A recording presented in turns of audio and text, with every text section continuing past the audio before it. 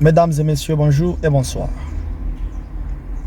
Très heureux de savoir que vous allez sous ebele, liboso yaba télévision nabino, liboso yaba ordinateur nabino, liboso yaba téléphone nabino en train de nous suivre. Biso toza PKM TV, toza chaîne oyo YouTube Auto Fongoli, bisika nabino, bisika nabiso oyo toko banda koloba, ko beta masolo etalimboka na yo, etalimboka nanga, bisika oyo toko banda ko informer bino. Na oyo sozo talamboka na yo, bisika oyo toko banda biso na bino ko analyser la situation, ko discuter, bino bolobi, biso to lobby, canal na biso oyo tozo linga ekola, e mata, pour te défendre mboka na biso.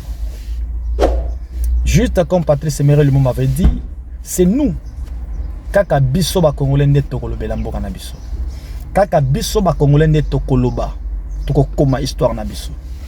Mutu mosusu te, mboka mosusu te, pays mosusu te, peuple mosusu te, eza kaka yo nangai. Yangwana chaque fois tolobaka na PKM TV, tolobaka ke epa na biso awa toza jeunesse éveillée, oyo balalisaki pongi lobby, oyo bazaki ko manipuler lobby, oyo bazalaki ko sala semblant lobby. Nous sommes déjà une jeunesse oyo to prendre conscience.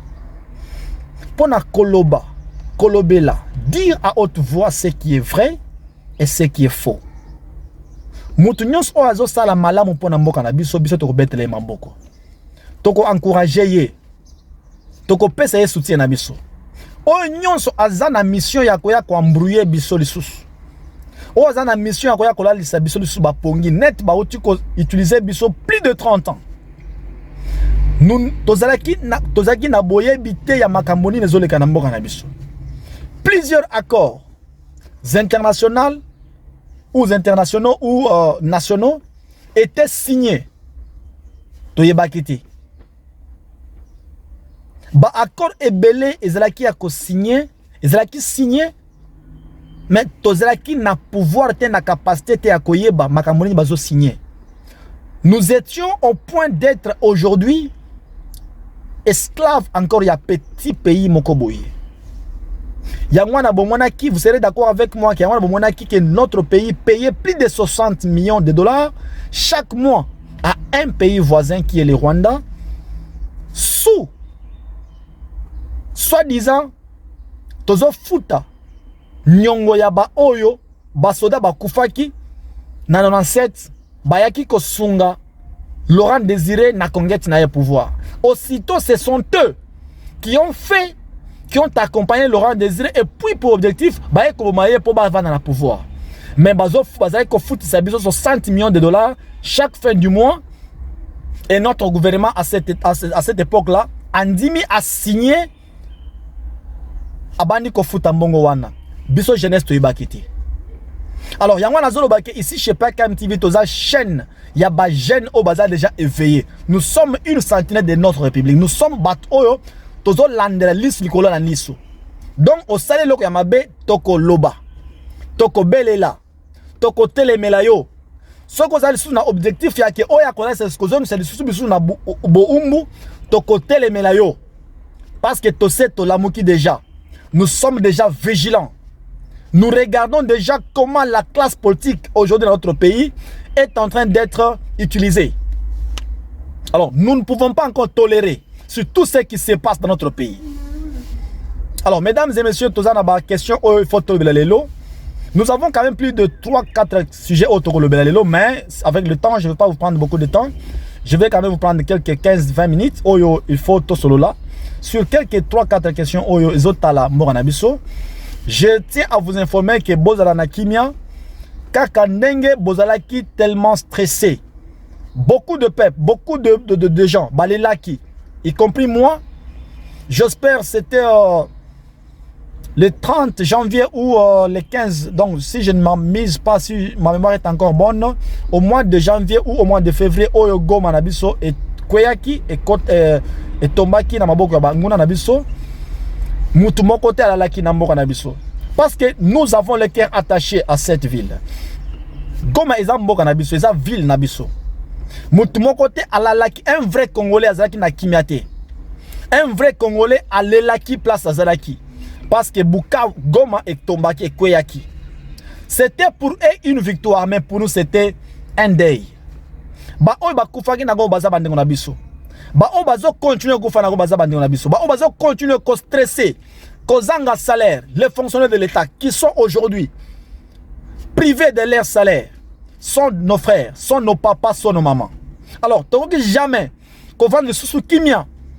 Kolobake ba o baza kuna lisu na go bazo dominer Goma. Baza na bonne lutte. Ils prétendent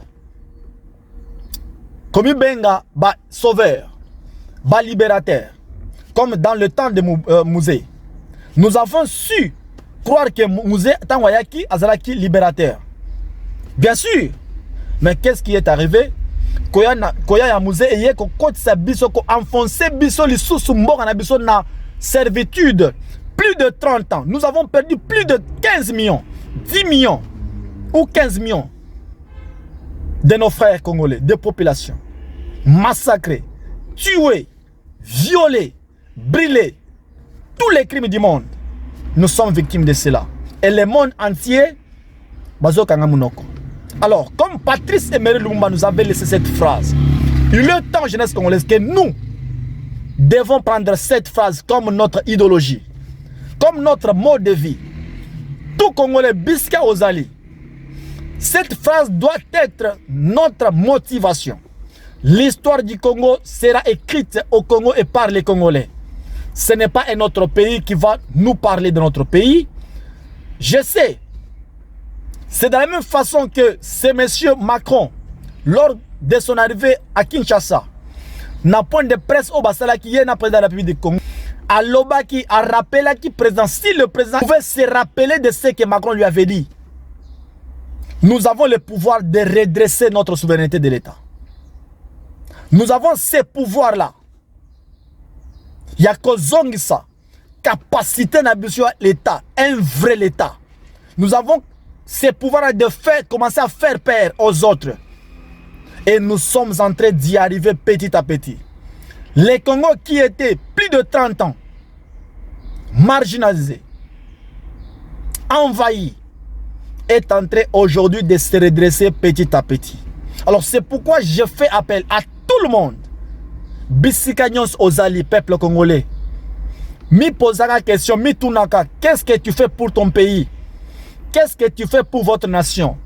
J'ai toujours dit dans toutes mes émissions, ce n'est pas par hasard. Nzambe a tieyo congolais. Ce n'est pas par hasard. Nzambe a tieyo a kelio oza congolais. A pesio nationalité congolaise. Lelo, vous n'avez pas choisi d'être congolais. Vous êtes né congolais. Malgré au changer nationalité, comme na yo sokinani. Mais yeba ke makile zotanga na munzoto na yo ezaba congolais. Donc, vous avez le devoir, Yakolobela Congo, défendre votre nation. Ce que nous faisons, ça nous coûte beaucoup. Nous risquons déjà. Mais nous avons le courage. Et nous avons cette force-là. Nous n'avons pas besoin que quelqu'un aujourd'hui puisse nous dire qu'il faut prendre ça pour parler en bien de votre pays. Nous n'avons pas besoin que quelqu'un vienne nous souffler de quoi dire dans notre tête, ou soit dans nos oreilles pour que nous puissions parler. Nous devons défendre ce pays, quel que soit le prix. Parce que c'est mon pays. J'ai que ce pays. La République démocratique du Congo. Comment se porte notre pays à l'Est aujourd'hui? Je tiens à vous informer, mesdames et messieurs, que nous sommes dans la position de frappe. La position de force. Nos forces armées de la République démocratique du Congo continuent toujours à récupérer plusieurs territoires, plusieurs localités, plusieurs groupements. Oyo banguna, Yamoka, ba ennemi, ba rebelle, ba terroriste, RDF, M23, ba AFC, Bazaraki Kodomine. Vous êtes au courant, plus de 40 soldats et policiers, Oyo Bazaraki arrêtés. Le temps Oyo Gomet Koyaki, Bakomi, Bazongaki, et pas na bango, Bazongaki, na maboko ya ba FARDC na biso, na maboko ya ba armée na biso. Je suis en train d'encourager Tout cela oyo okolanda émission oyo. Ozana na ngambo ya banguna. Tala bandeko na yo bazongi na camp ya République. Salapé est fort. Kimakuna. Nous avions dit ceci. Malgré que M23, AFC, Zigoma, Bakangi bandeko na biso, Baye na bango, Bakei na bango, soki na rumango pour former bango. Mais Baye Bake, nous sommes les Congolais. Congolais a trahi Kambo en a été. Un vrai Congolais de bonne qualité ne peut pas trahir son pays. Bakenda ki kuna pona koza stratégie na bango. Baye Baki. C'était à ce temps-là une position de faiblesse. Mais l'heure est arrivée. Oyo mwana mboka nyonso. Oyo zana makila ya mboka. Oyo zana souci ya mboka na ye. Azo sala effort na ye po azonga epa na bango. Maboko na biso za kofongola. Tozo continuer ko encourager bino. Bino nyonso oyo boza na camp ya banguna. Vous êtes entre les mains de M23, RDF, AFC. Bozonga kotoyo. Boya epanabino. Bozonga na ba FRDC. Bomi kaba. Bomi pesa na maboga ba FRDC. Vous serez bien traités. Vous serez bienvenus. Vous serez bien accueillis. FRDC azabande on a bazabande on bino. FRDC nde bande on a bino. VDP bazabande. Vous ne pouvez pas quitter. Vous allez trahir, vous allez pousser à tuer vos frères sur votre sol. Cela, ce n'est pas ça. Oyo bande on a biso bati papa na biso batiki la biso. Et pas na biso to yekola to tanga ko bomate. To zalaki na habitude de bomate. To yeba ko inate, to yeba ko bomate. Ce sont ces gens qui sont venus nous enseigner comment tuer. Alors, bon continuer kozonga. Bon continuer koya et pas na biso. Ensemble to bouté munguna au dehors. L'heure est arrivée peuple congolais. Yako Pesa, président de la République démocratique du Congo, Félix Tshisekedi Maboko. L'heure est arrivée. Il y a qu'à soutenir FARDC. Il y a qu'à soutenir encore davantage VDP. Défense pour volontaire pour la défense de notre patrie. VDP. Topé ça bango maboko. Nazo sepela mingi mesdames et messieurs Balanja PKM TV. Tango général Luboya Kashama Johnny a pesaki mokonzi ya CRP Thomas Lubanga message ayebisi ya kiye Thomas Lubanga toko kangayo ozala ozana Kinshasa ozala oza wapi tozo landela yo toko kangayo Ituri. Nous ne pouvons pas nous taire. Voir votre groupe ya ba rebelle ba terroriste baya kozwa bana mike na Ituri ba kende ko former bango et puis baya ko sacrifier bango. Bravo na monsieur le général Johnny Luboya Kashama. Na musala makasi bozo sala monsieur le général. En tout cas, binonde batu ya botoza na bango posa. Peuple congolais, c'est les gens comme notre général Johnny Luboya que nous avons besoin. Général Luboya ayebisaki Thomas Lubanga que yo awana Ituri ngande na za province, na za gouverneur. Yebaki toko kangayo. Toko sale fort to kangayo. Oui, c'est vrai. Boti Kolanda. J'espère que cette image-là est à mon réseaux sociaux mingi. Il y a des jours passés, lobby, j'espère, lobby ou après lobby, avant-hier. Toti Kokanga. Porte-parole, il y a CRP. Oh, mouvement na yezo basoki convention ya ba révolutionnaire populaire na bangwana CRP. Bakangie pa ba FARDC. Porte-parole na yeto kanga kié.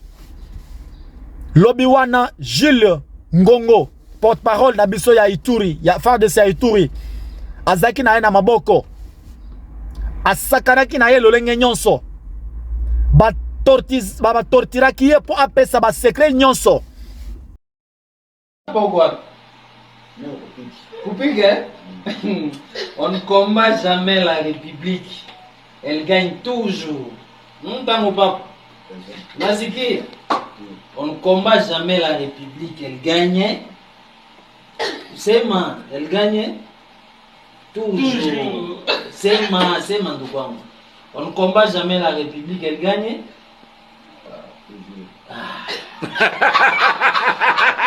Elle gagne toujours. On ne combat jamais la République, elle gagne. Non, c'est ma basi. On ne combat jamais la République, elle gagne. Toujours. Ça va pas. Utakula moshi ya bien. Utakula moshi. Allez, tuko pamoja. Sawa. Sasa hapa ni bongo kweli. Sawa. Yombo la kaka yeba kokanga eti. Jil, o la kaka yeba kokanga eti. La kaka lobi. Ça c'est $1,000. Sasa mimi hapa. Ile yote tutasumulia pia kama mimi nasema kama kwa nani aibisaka au biloko bato ngo bazali. Alors dans le but ceux qui obokangeli biso Gilles na pesa bino $150. Ça c'est wana nyonso za makambo bango ndi balo bakabwe. Ya solo. Ozana ngo 150 ango. Ezana ba biso to ba téléphone na ezali. Ezana ezali. Bato babimi kuna nyonso mauto ya lobaka pe kokuta wana na kati. Ba nyonso batinda kayo. Bango balobaka loba boye pona Gilles Ngongo, loba boye pona boye, loba boye ezalaka ngai te ngana zalaka kaka na bashi yao. Ozana na bash de wa. Même tout ça master no déjà. Bash c'est-à-dire on va na site de déplacer. Deuxième dernier nani? na sita wapi Ya Kigonzi. On va na site à Kigonza. Donc le col a déplacé. Mozo finga no batuka. Bakonzi pa na we lokote. Bamonde batinda kayo. FARDC ozobenga bango banani? Obenga FARDC banani? Tango papa. Obenga FARDC banani? Bon voilà, tango papa yeyo tokangi bon. Yango na Salabino, on ne combat jamais la République, elle gagne toujours. C'est un message fort pour la Baronne sur Bazar, Bazo n'a pas revenir à la raison. Tango papa. Bon, après la chida. Tu comprends moi. Non, bakangi yo. Oye yo mogote bakangi yo papa. Ozali kokima lokola mungu. Hein? Okosamba. Okosamba. Lelo Thomas Lobanga azali suna makasi te. Azali suna bisika ko kimela te. Na Ituri tozo pesa yo message toyebi que nous ensemble avec notre général le gouverneur monsieur le gouverneur ya Ituri général Luboya Nkashama. Vous ne connaissez pas le nom d'Nkashama Toli Lubanga. Thomas Lubanga. Tango général aibisa kibino ke boke bato kangabino parce que yebaki. Ce qui est bakate signification ya Nkashama, il faut naibisa yo. Tout ce que Nkashama alukaka azwaka yango. Quand Nkashama alukaka iloko alandaka nyama atika kayete il faut akanga ye po motema na ekita.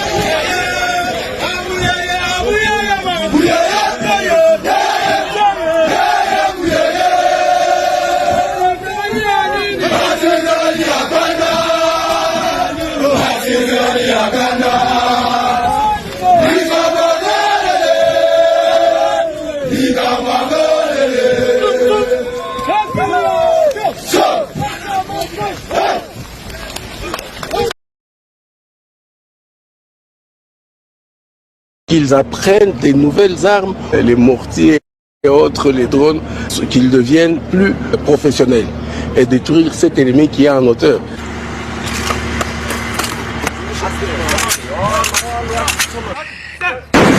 Nous avions aussi renforcé les capacités des infirmiers, des brancardiers, ainsi que ceux-là qui utilisent les radios. Et je suis vraiment très fier non seulement de nos partenaires avec qui nous sommes en train de travailler, mais fier aussi des instructeurs et de nos éléments. Parce que vous avez vu, ils étaient très assidus et ils ont pu montrer qu'ils ont assimilé les cours. C'est ça le vrai, ou la vraie signification, ou le vrai sens. Il y a comme Johnny Luboya Ngashama. C'est un animal qui ne rate jamais. Lorsqu'il vous dit ça, il sait déjà de quoi il parlait. Il savait déjà de quoi il parlait. Il se connaissait en lui-même qu'il a cette capacité-là. Mais Bino, vous allez comprendre net à ça, car général c'est général Keoba Bokorompraka. Il est l'un parmi les rares. Vous avez tenté, essayé plusieurs fois pour Bolongolisaye dans la province de Ituri. Pour échouer. Ce n'est pas par hasard que le chef de l'État a tiré dans Ituri pour Ayebaki que il est incorruptible. Aza parmi les général Oyebako qui jamais qu'on défendre, qu'on décevoir Mbouga Nabiso. Côté Mbouga Nabiso. Peuple congolais, to bête la général Luboya Nkasha Maboko. To pesa yeba soutien Nabiso. Eza batunet ba oyo biso république za nango na posa. So to za na bango ata 4 ata 5 na Mbouga Nabiso. Mbele goma ekwe ligaki ko yate. Mbele Bukavu lingaki ko yate. So ki goma ekwe parce que to zaki na ba général moko boye. Baza lokolo moko libana lokolo moko na kati. Lelo, vous êtes au courant, vous le savez déjà que le général Oyomwana Museveni a salaki fort nyonso pour abimisa Iturien au président Nabiso Ituri, le gouverneur Nabiso Ituri Luboya Nkashama. Mais a salaki effort na nyonso a humiliaki a sous-estimé qui est mais a kokaki e kakate. À chaque fois que Luboya sort, il azo salabika moi. To pese maboko peuple congolais. Lelo nazo betela ye maboko la lobi monsieur le général Johnny Luboya Nkashama. Merci. Merci na mustalino si vous continuer comme ça là. Et tous les arrêts na ma trouble, mais vous avez pu maintenir, stabiliser la province.